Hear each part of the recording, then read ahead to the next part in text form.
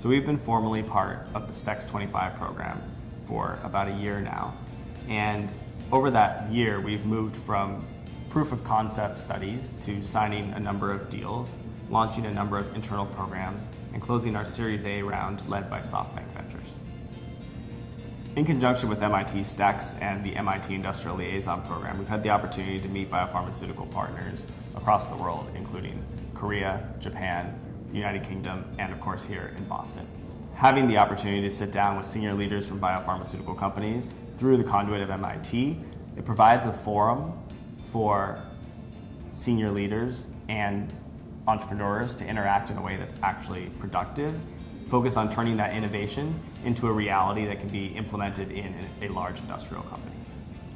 The opportunity for open conversation with senior leaders of member companies provides a great opportunity for both parties to really learn what it is they want and figure out how to achieve those goals, whether it's together as a partnership or separately. But kind of that whole learning process, I think, is what's really helpful for everyone. So our vision, our goal is to use this technology to go after as many diseases as we can, right? So to date, we've launched about a dozen programs, which, if you consider we also have about a dozen employees, is a pretty ambitious set of programs that we're running as a company. And our plans for the years to come is to launch more, approximately one per month, some on our own and some in partnership with pharmaceutical companies. twoXAR focuses on the discovery work, so identifying new candidates very quickly, and our partners focus on the development work, so together we can make the process more efficient. While I did my MBA here at MIT Sloan, I did almost every entrepreneurship thing possible here, and I've continued to maintain that relationship since graduating from Sloan.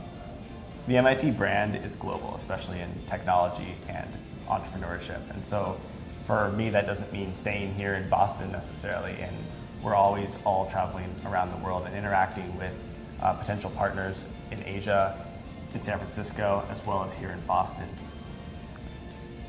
There's a whole community of support behind our organization. Not only is it great academic institutions like MIT through the ILP program, but Stanford University through the StartX program, but we also have support from the NIH with grant funding, with our wonderful advisors such as Judy Lewin, former CFO of Merck, and of course our investors, right, Andreessen Horowitz and SoftBank. And it's this whole community behind us that makes all of our work possible.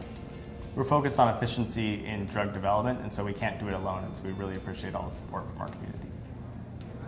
One of the hard conversations we have on a daily basis is around artificial intelligence and what that means. And so there's lots of companies in the artificial intelligence-driven healthcare and life science space, but I think the challenge is understanding what problems they're solving.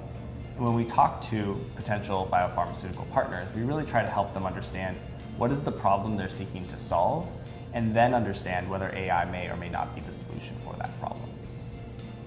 There's a lot of noise in this space, and there's easily 100+ companies that are using artificial intelligence in one way, shape, or form to make a meaningful change in the entire drug discovery process.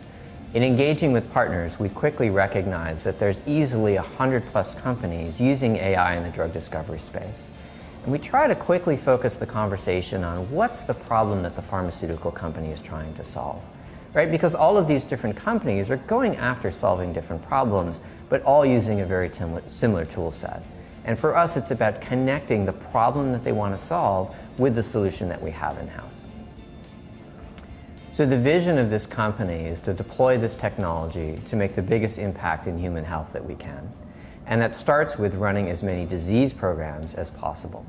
And so we've already launched about a dozen disease programs to date, which is pretty impressive considering we've only got a team of 12 behind all of the work that we're doing today. And our plan for the future is to continue to launch more and more programs, approximately one a month for the years to come. For us, artificial intelligence means predictive algorithms, and that allows us to make better decisions when we're developing drugs and help us make better decisions with our partners as we move drugs forward towards the clinic.